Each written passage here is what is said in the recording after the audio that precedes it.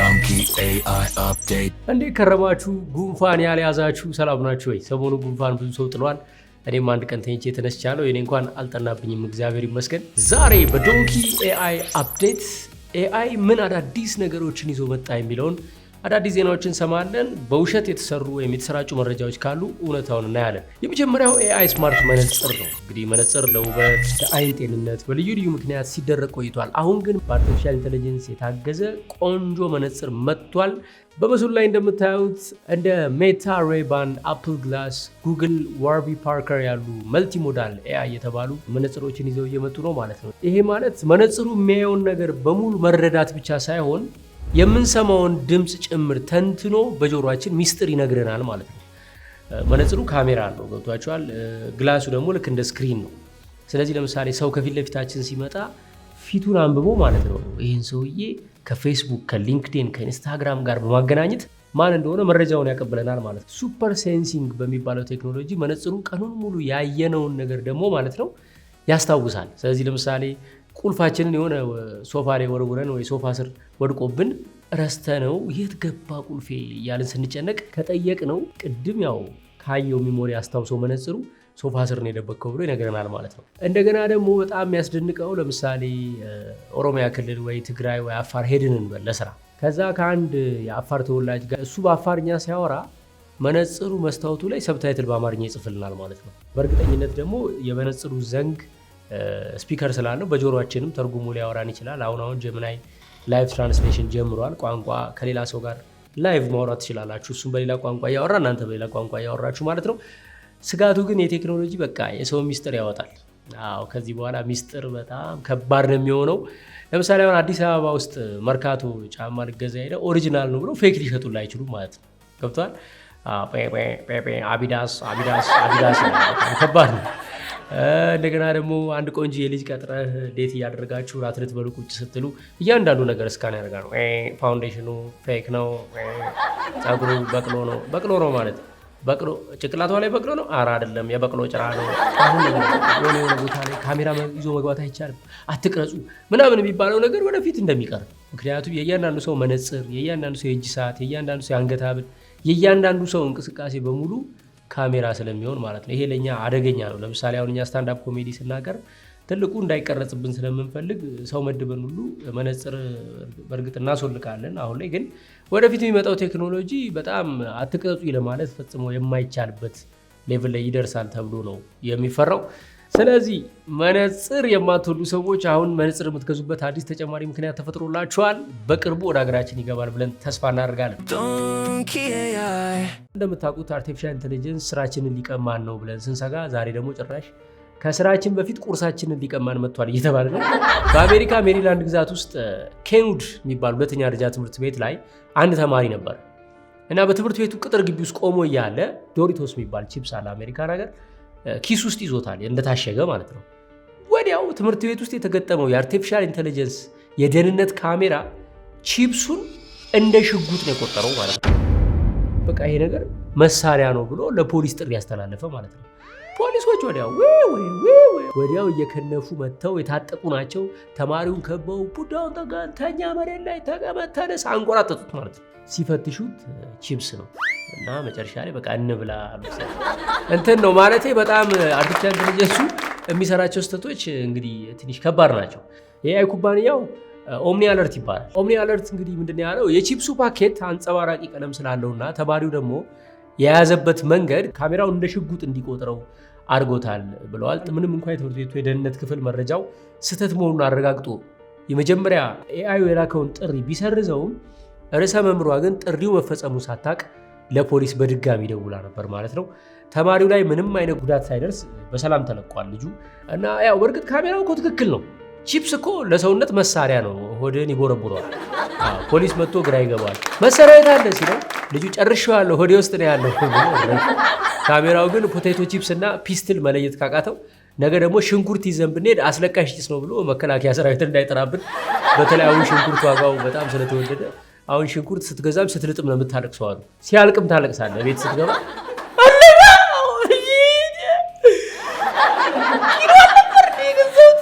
የሚሉ እንባዎች ይፈሳሉ እየተባለ ነው። Donkey AI. ኦጂቴክ የተባለው የቴክኖሎጂ ኩባንያ እንደ አውሮፓውያን አቆጣጠር ጥር 1 ቀን 2026 ዓ.ም ዋር ሩም የተባለ አዲስ AI ሲስተም በይፋ አስተዋውቋል። ዓላማው ኤአይን ከቀላል ረዳትነት አውጥቶ እንደ ድርጅት ሁለተኛ አንጎል በራሱ ውሳኔ እንዲሰጥና ስራዎችን እንዲያከናውን ማድረግ ነው ተብሎለታል።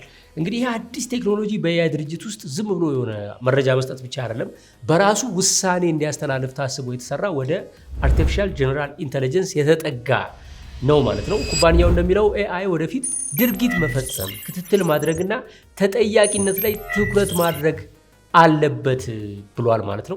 ሰራተኞችን ማዘዝና ውሳኔ መፈጸምም ይጀምራል። እንግዲህ በግል ህይወትም ውስጥ ኤአይ ውሳኔ ይሰጣል ነው እየተባለ ያለው። የዋር ሩም ሲስተም በ2026 የመጀመሪያው ሩብ ዓመት ውስጥ በይፋ ስራ እንደሚጀምር ይጠበቃል። ይሄ ኤአይ በተለይ ዋር ሩም የተባለው ኤአይ የድርጅቱ ሁለተኛ አንጎል እኛ ሀገር መጥቶ አስቡት፣ አሁን ቢሮ ውስጥ ቢቀመጥ ገና ስራ ሳይጀምር ከዋና ስራ አስፈጻሚው ጋር ይጣላል። ሲስተሙ በራሱ መስራት ሲጀምር ለምሳሌ መስሪያ ቤት ውስጥ አለቃ ካረከው ምንም ስህተት ርህራሄ የለም። ያረፈደውን ይቀጣል፣ የተሳሳተውን ደሞዝ ይቆርጣል። ርህራሄ የለሽም ሊሆን ይችላል ማለት ነው። ሚስት ደውላ ዛሬ ማታ የምትፈልገውን እሰራልሃለሁ ስትል ይሄ ኤአይ ሁለተኛ ብሬን ምን ይላል መሰለህ? እሰራልሃለሁ የሚለው ቃል ሁለት ትርጉም አለው ይላል።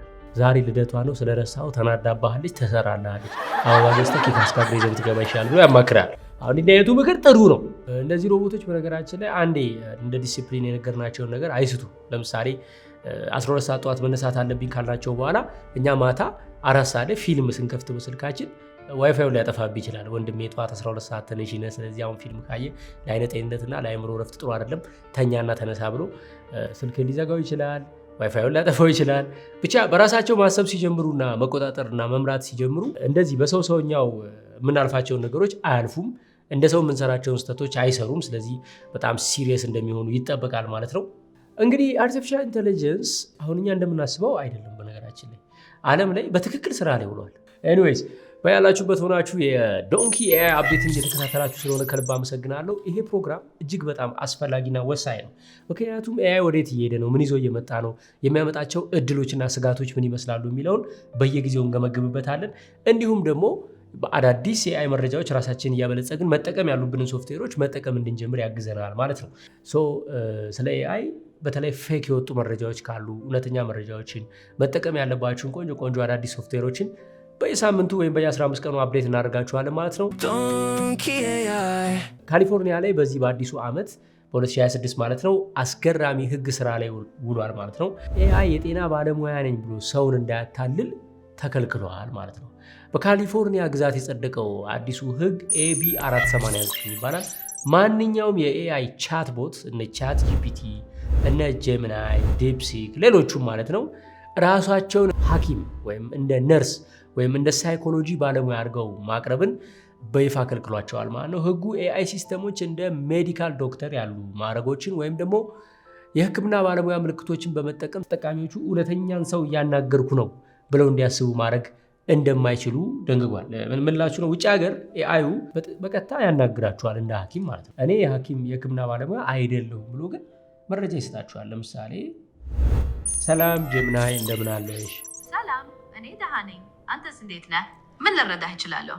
በቀደም ትንሽ አመም አድርጎ የነበረ እንደ ጉንፋን ነገር ነው። ቀጥታ በቃ ከሳል ነው የጀመረኝ። ከባድ ሳል ነው ያሳለኝና ምን ልውሰድበት? እኔ የህክምና ምክር መስጠት አልችልም። ሁልጊዜም የጤና ባለሙያ ማማከር አለብህ። የተለያዩ የሳል አይነቶች አሉ እና እንደ መንስኤው የሚወሰደው ህክምና ይለያያል። ለምሳሌ በቫይረስ የተከሰተ ሳል በእረፍትና በፈሳሽ መጠን መጨመር ሊሻል ይችላል። የጤና ባለሙያ ማማከርህ ለመመርመርና ትክክለኛውን ህክምና ለማግኘት ምርጡ መንገድ ነው። ልክ እንደዚህ ኤአዩ ራሱ ሐኪም እንዳልሆነና የጤና ባለሙያ እንድናማክር ሪኮመንድ እንዲያደርግ እንደ ህግ ነው የወጣው። ይህን ህግ የሚጥሱ የኤአይ ኩባንያዎች ልክ እንደ ሰው የህክምና ሙያ ከሰጡ $10,000 ቅጣትና 1 ዓመት እስራት ሊጠብቃቸው ይችላል ተብሏል። ማንኛውንም የጤና ምክር የሚሰጥ ኤአይ ገና ወሬ ከመጀመሩ በፊት እኔ ሰው አይደለሁም ኤአይ ነኝ የሚል ግልጽ ማሳሰቢያ መስጠት አለበት ይላል ህጉ።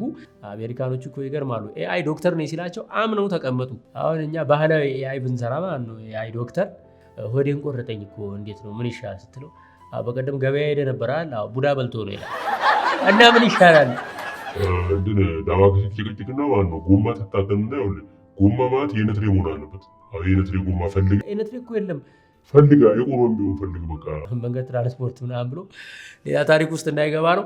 ለምን እኛ ግን በባህላዊ መድኃኒቶቻችን ኤአይን አናበለጽገውም የሚል ሀሳብ አለኝ።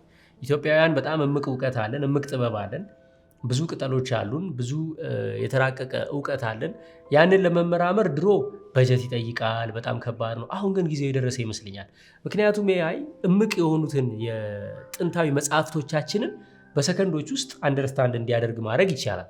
ከዛ በኋላ የባህላዊ መድኃኒታችንን በትክክል ጥናትና ምርምር ማድረግ የምትፈልጉ ሰዎች ናው ኢዝ ዘ ታይም ብዬ ነው የማስበው ማለት ነው።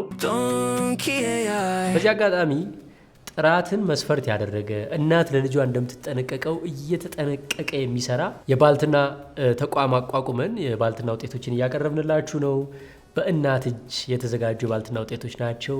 በተለይ ለምትታረሱ ግድ የላችሁ። የእኛን ምርት ከቀመሳችሁት በእርግጠኝነት በሱ ነው የምትታረሱት። የገንፎ እህል፣ የአጥሚት እህል፣ ንጹህ ማር፣ ቅቤ እንዲሁም ደግሞ ሚጥሚጣ፣ ሌሎችንም የባልትና ውጤቶች እንደ አቅማችን ንጽህናን ብቻ ተገን አድርገን ይዘን ቀርበናል። አንዳንድ ጊዜ ዋጋ ብቻ ሳይሆን ጥራትንም ፎከስ ማድረግ አለብን ብዬ አምናለሁ። በ0970 ከደወላችሁ ከበእናት እጅ ባልትና ንጹህ ምርቶችን መውሰድ ትችላላችሁ።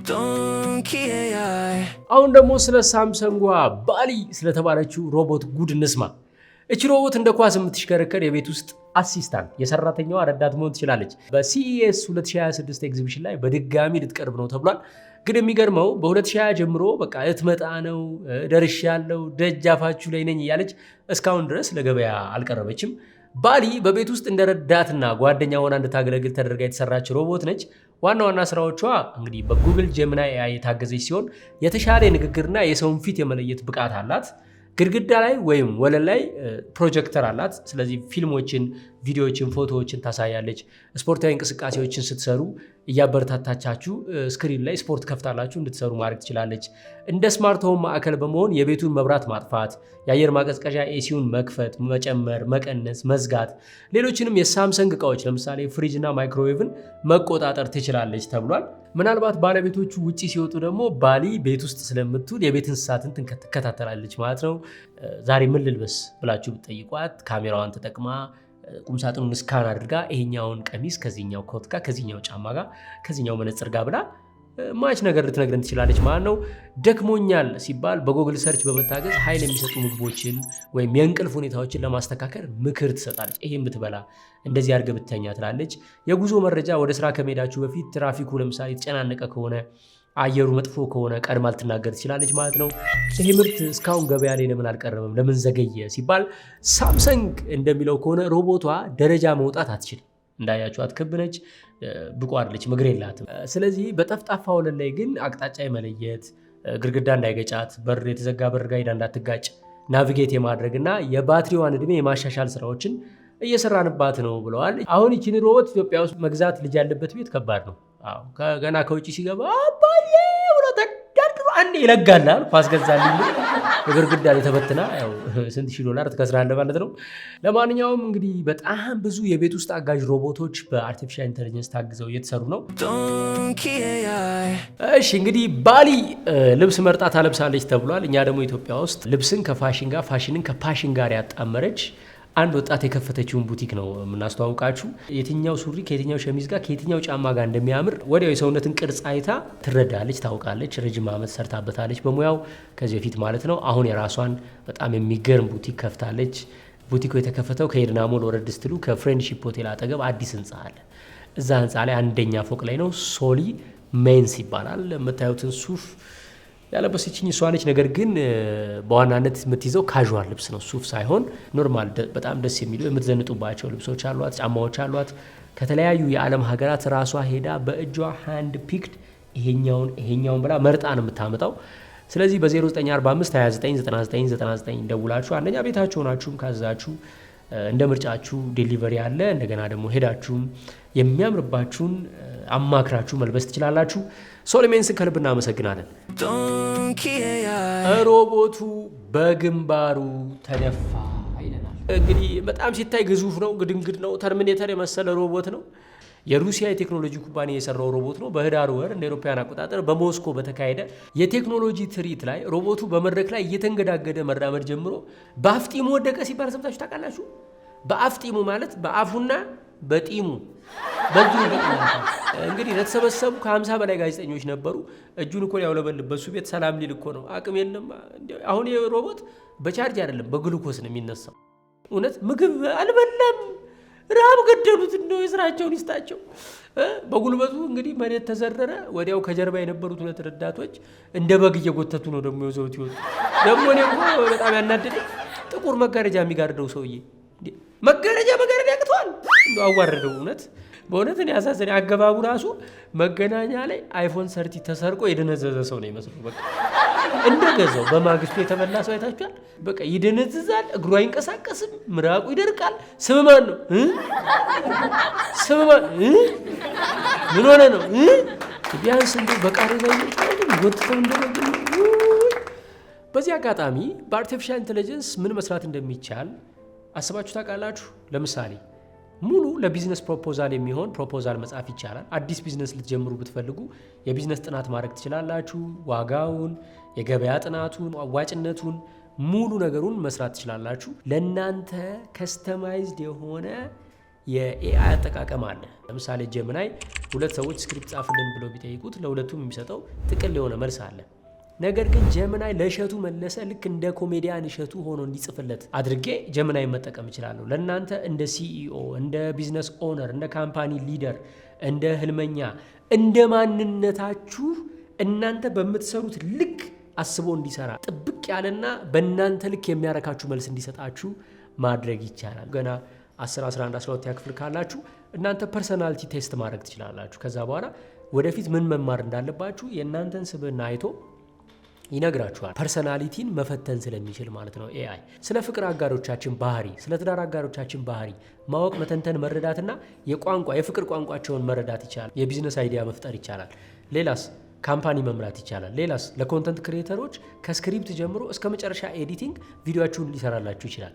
ይሄንን ሁሉ እውቀት በ2 ቀን ስልጠና አርቲፊሻል ኢንተለጀንስ በተለይ ወደፊት በስራችን የምንተካ ሳይሆን የምንመራ ሰዎች እንድንሆን መስሪያ ቤታችን ኤአይ ይሰራል ብሎ የሚቀንሰን ሳይሆን እንደውም ኤአይውን አሰራልኝ ብሎ የሚፈልገን ሰራተኛ እንድንሆን የ2 ቀን ወርክሾፕ አዘጋጅተናል። ይህን ስልጠና ስትሰለጥኑ 3 ጥቅሞች ታገኛላችሁ። አንደኛ ኤአይውን ትረዱታላችሁ። ሁለተኛ በኤአይ ልትሰሩት የምትችሉት የቢዝነስ አይዲያ ይዘን መተናል። በመላ ኢትዮጵያ መሰራት የሚችል ነው።